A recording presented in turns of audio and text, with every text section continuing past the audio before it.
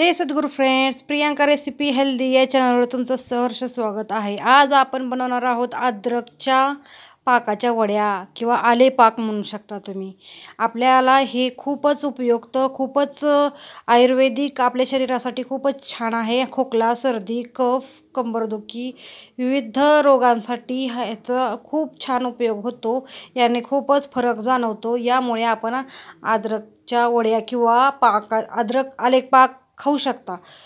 ह्या आपण कशा बनवल्यात आणि कशा कुसकुशीत एकदम छान आणि गुळापासून बनवलेत, आपण साखरापासून बनवलेले नाहीत.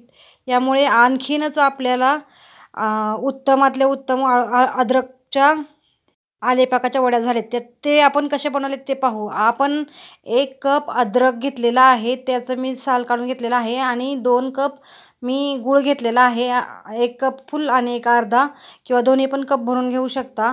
आणि मी अद्रकाची साल पूर्ण काढून घेतलेली, भिजत घातलेलं होतं आणि त्याची साल पूर्ण काढून घेतलेली आहे.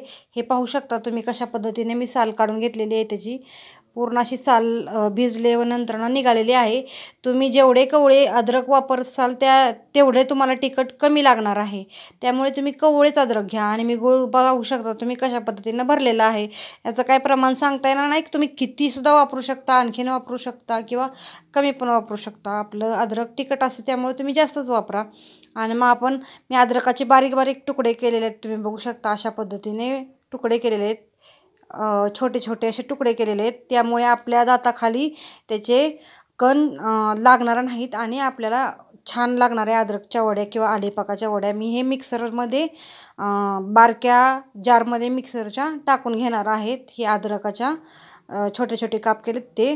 असं कप आपला भरलेला आहे आणि 2 कप आपल्याला आता यामध्ये गूळ टाकून घ्यायचा आहे. आणि अशा पद्धतीने यामध्ये मी गूळ टाकून घेणार आहे. आपलं आलं टाकून झालेलं आहे. आता मी गूळ पण टाकलेला आहे आणि बारीक केलेलं आहे मी. आणि नंतरनं मग गूळ टाकलेला आहे. कारण आपलं जर राहिलंच मोठा अद्रकचा कण तर या गुळाबरोबर बारीक होऊन जाते आणि त्याचं कण आपल्या दाताखाली लागतच नाही. त्या गुळाबरोबर ते पण बारीक होणार, जे कण असतील ते. त्यामुळं आपली अशी पेस्ट तयार झालेली आहे, पाहू शकता तुम्ही. आणि ते कणच राहिलेले नाहीत, गुळामुळे ते पण बारीक झालेले आहेत.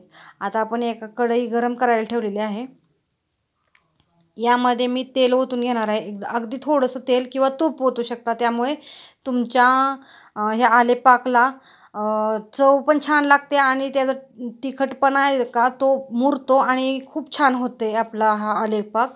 यामुळे तूप टाकू शकता. आणि मी आले पाक म्हणजे अद्रकचं आणि गुळाचं मिश्रण यामध्ये ओतून घेणार आहे पूर्ण. अशा पद्धतीने मी ओतून घेतलेलं आहे. ते निघताना जरा हे होतं आहे कारण चिकट आहे यामुळे. आणि आता झालेलं आहे आपला ओतून. आता आपण हे उलताण्यानं फेटून घेऊ आणि असं छान पाक होऊ देणार आहे आपण घट्ट. असं छान त्याला घट्टपणा येईपर्यंत, असं शिऱ्यासारखं होईपर्यंत आपण हलवत राहणार आहोत. अशा पद्धतीने बारीकच गॅस ठेवणार आहोत आपण.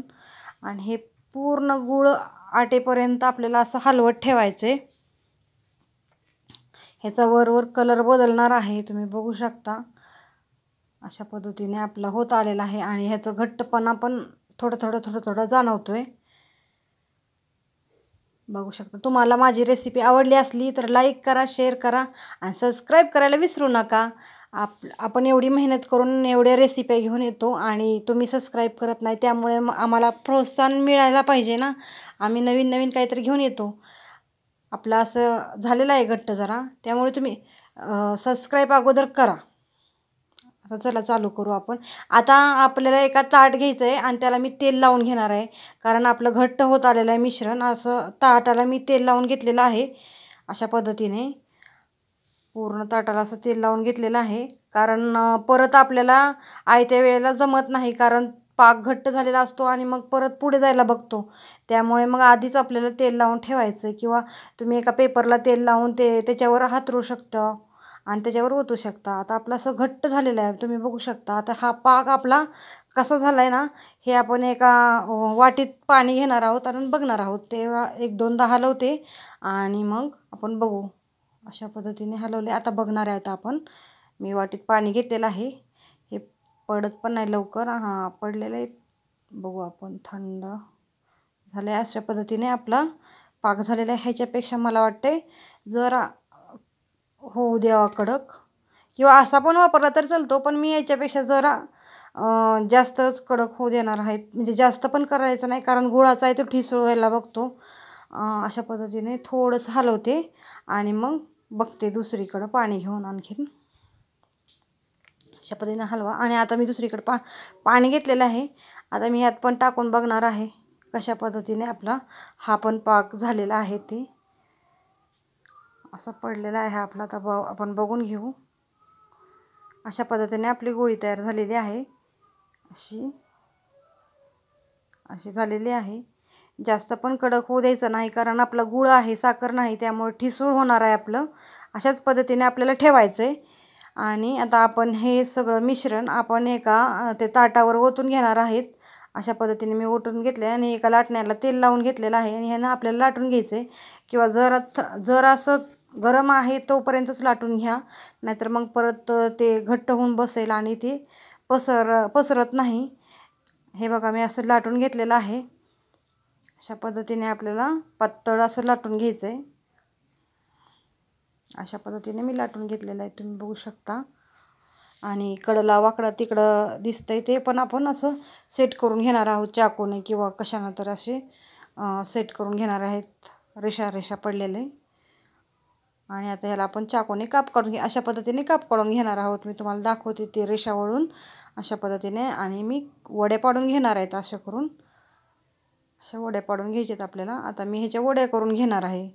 हे बघा, मी वड्या करून घेतलेल्या आहेत, तुम्ही बघू शकता. आपल्या अशा पद्धतीने किती सुंदर अशी रेसिपी तयार झालेली आहे आपली. सर्दी खोकला काही पण असू द्या, ह्याच्या खूप रोगांवरती ह्याची उपयोग होतो. त्यामुळे तुम्ही बघू शकता अशा पद्धतीने झाले आपलं. मी फोडून पण दाखवते तुम्हाला. हे बघा, अशा पद्धतीने झालेलं आहे.